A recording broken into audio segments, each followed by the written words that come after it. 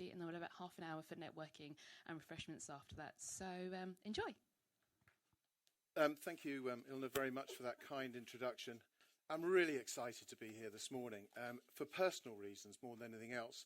This building was the first building I did my first deal in when I started in the marketplace. So it's a real pleasure and privilege to come here this morning and talk about the renaissance of Fleet Street.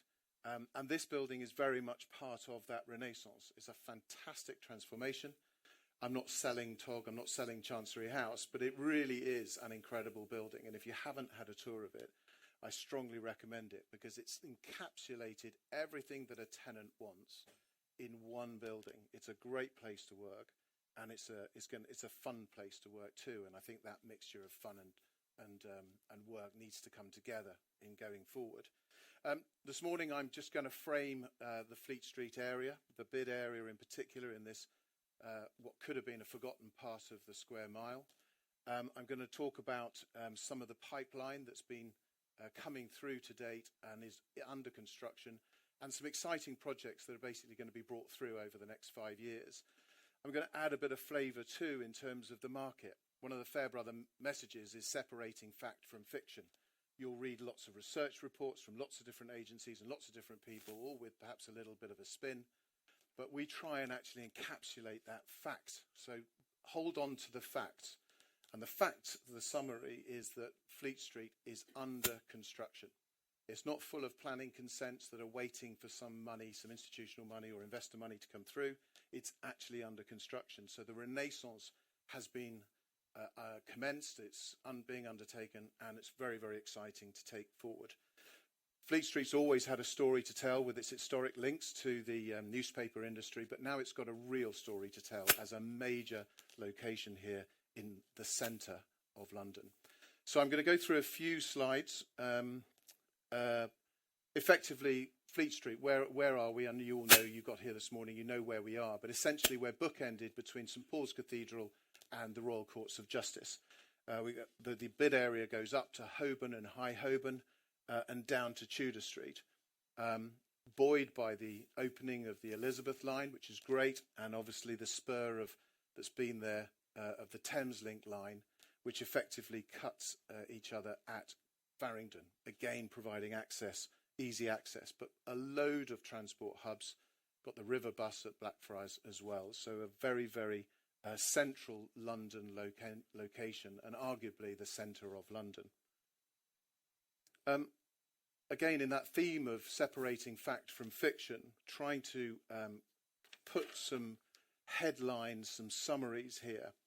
So we've got about a footprint of about 100 acres. I think the figure is actually 106 acres, but you can actually see 100 acres visibly if you know what an acre looks like.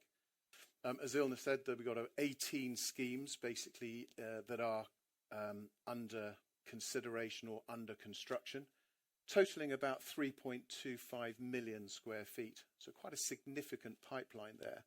But we've actually got 10 of them under construction, and I'm going to go through a few of them in a second. We've also got 5 schemes, basically, not under construction, but with planning. So again, some more things coming through. And then, as you'll have seen from various LinkedIn posts and so forth, there are some very exciting schemes coming through through the planning process. And you know, I know there are people from the city here today, but the city has embraced this new development activity. They're very, very pro development. They're very pro revitalising the city, and they're very much open for business. So recently completed a couple of schemes, obviously the third one being Chancery House. It sits in the square mile. It's finished. It's providing a very valid contribution to the local area in terms of flex office space and changing of the public realm and the green open space. DWS produced a fantastic remodelling of the Northcliffe, the old Daily Mail headquarters, which is partly under offer to lawyers Debevoise and Plimpton and Convene as well. So over half the building is in legal negotiations. And also the Carter up at the back of City Thameslink station, again a Credit Suisse scheme that is 50% let. Some great activity. Yes, I know Fleet Street looks like a building site. Yes, I know it's really difficult, but try and look through it. the days of CGIs bringing to life exactly what's going to be brought through over the next few years. Bradley will probably talk a little bit about 120 Fleet Street. His scheme with Chinese estates is over 500,000 square feet, beautifully being tiered back, going up towards New Street Square with lots of balconies, but the impact of the building is hardly felt on Fleet Street, but meanwhile providing over 500,000 square feet. Idenica are doing a scheme of 100,000 square feet up at Fetter Lane. Stonecutter, which was an old Deloitte building, is pre-let in 75% to Travers Smith. Peterborough Court, again the old Goldman Sachs, but at the front of behind the Daily Telegraph building, is under refurbishment as well. And then finally the Justice Quarter here, which is being undertaken by the City Corporation in the creation of a new complex which will provide new fraud courts, a new police station, a headquarters. You'll have noticed that a number of city police stations have actually been sold off.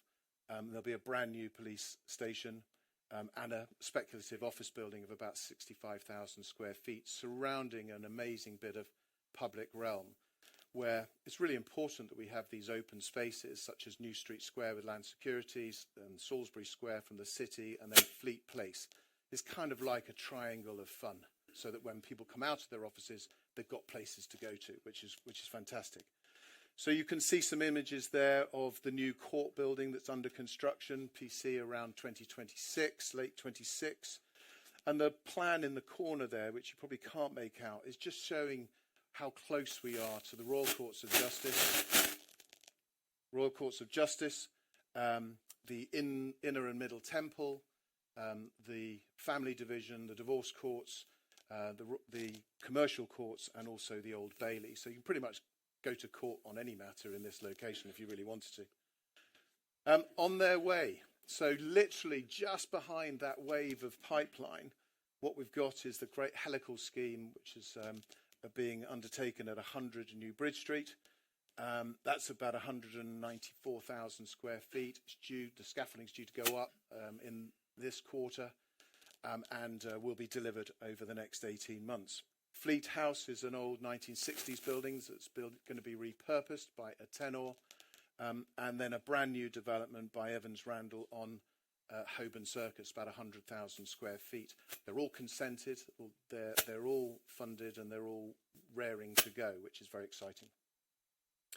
And then future schemes too, in the planning phase. I've just picked out a couple here, but we've got Hill House, which is the old bunker that Deloitte's used to occupy, being used by Taylor Wessing as a sort of a set-down place whilst their building is being refurbished for their continued occupation of New Street Square. But a very imaginative and exciting scheme. Again, that's something to bear in mind. The architecture of this part of London was very much 1960s, post-war architecture. It's being replaced by some very stunning new architecture. And the city's very keen to have active ground floor activity. So again, the library's going to go back in here and some other uses as well at ground floor level. That hopefully will come through it'll start in 25 and then be delivered, I think, by 2029. It's a big scheme of 370,000 feet, sandwiched between Peterborough Court and New Street Square. And then finally, the 40 Holborn Viaduct scheme by Nuveen. This building was only constructed in 2008. It's the one that's the pink building on the circus that's got the diamond coming out at the top of it, apparently. It's been remodelled by Eric Parry Associates and is going to produce a fantastic addition to that Holborn Circus architecture. Just a couple of brief slides in terms of putting the market out there, current supply of accommodation. There is a real problem out there in terms of new or newly refurbished accommodation. There just isn't enough of it for the demand. It won't surprise anybody in this room that the demand is for the best quality space as they battle to get their employees back into the office. Nobody is interested in poor quality space. So we need to get these schemes going. We need to get them pulled through the development pipeline, whether they be refurbishments or brand new buildings. But you can see here that, our vacancy rate is at 6.4%. This is of the total Midtown area, not just the Fleet Street area. Our sample stock level is 45 million square feet, but the availability today of in the new category is less than 0.5%. The availability of the refurbished stock is round about 3%. So there just isn't enough stock at the moment, which is why you're seeing some good rental growth out there and good demand. In terms of that demand levels, we're tracking 1.4 million square feet of space under offer at the moment. Again, separating fact from fiction, that is really what it's all about, is where are the deals coming from and are people taking space? One of the things I really love about the Midtown area is that it's the widest diversification of tenant occupier type of any location in central London. Now, that is going to change as people become much more fluid about where they're located. But you can see we have a whole wide range of activity from a number of different tenants. Really, really exciting stuff. The last bit is obviously the damn it sector. No, we're not swearing. It's the TMT extension. It's the design, advertising, media, information, technology and telecommunications industries. We split it down so that we can know which particular sector is there. But there's plenty of demand for space. Take up. We think that we'll exceed with what we're tracking at the moment with a sensible fair wind. We'll exceed the 2018. And you can see through the graphs there, you can see exactly how the dip has occurred from the take-up levels dropping dramatically for obvious reasons during COVID. And then the pickup. And the pickup is in that new quality space or the refurbished quality space. So we're 1.74 million square feet to date. That'll probably go to about 2.5 million by the end of the year, provided the lawyers do what we want them to do. So just finishing off, why relocate to Fleet Street? Why come here? What's so special about this? Why don't I go to Stratford, or why don't I go to Paddington, or why don't I go to Battersea, or why don't I go to King's Cross? It's an absolute peach right in the middle of the centre of London. It's right where if you work within lots of different geographical areas of City, West End, North London, or even the South Bank, you're right there in the middle with great connectivity through that Crossrail and Thameslink section. We've got lots of hubs, and the city are obviously very keen to improve people using the river. That's going to come through in leaps and bounds over the course of the next few years. We provide the greenest bit of space, concentrated variety of space. Yes, there are lots of ESG schemes going on around central London at the moment, but bottle them all up and put them all into what I've just demonstrated here. It is the greenest lung that's undergoing construction at the moment, which is hugely exciting from an ESG and a sustainability perspective. It's part of Destination City and the bid as well, which is this real refocus on how we drive a different city, a more cosmopolitan city, more events that I'm sure Lucy will talk about, more excitement of communication with people and doing things out in the public realm, etc. And there's a real breath of fresh excitement coming through in terms of the Destination City, and the corporation is putting a lot of effort into transforming the if you want a friend, go buy a dog image to actually much more exciting. And with these developments, all the developers here have got to basically stick their public realm in. They've got to work with the corporation to make it, and Gwyn and his team working exceptionally hard to make where the buildings hit the public realm actually mean something, and actually it's about the ownership of that public realm and what goes on around it. Where can you sit and have lunch? Where can you walk safely or nicely lit, and so on and so forth. And so the strategy that Lucy will talk about is coming through, the Green Spaces strategy.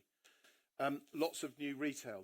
This area is effectively condemned for not having enough decent variety of retail. Well, along with the corporation's planning requirements to have an active ground floor, comes this 100,000 square feet of new leisure. We'll have competitive socialising. We'll have all sorts of restaurants, bars at different offerings. Up at Holborn Viaduct, there's over 1,000 rooms being created, half of them bedrooms and half of them student accommodation. It's going to drive a whole new world out there, which is very exciting. So I think, we're a great 24-hour location in the making. It's not maybe, kind of, sort of. It's actually under construction. It's coming. And like a good old box of Quality Street, as you get for Christmas, there's something in Fleet Street as well as Quality Street for everybody. Whether you want to live here, work here, play here, just visit. It's an absolute diamond. So thank you for listening to me. And now I think it's my role to introduce the panel here. We have Oliver Hunt from Land Securities. We have Lee Higson from Eric Parry. Bradley Baker from Core, who is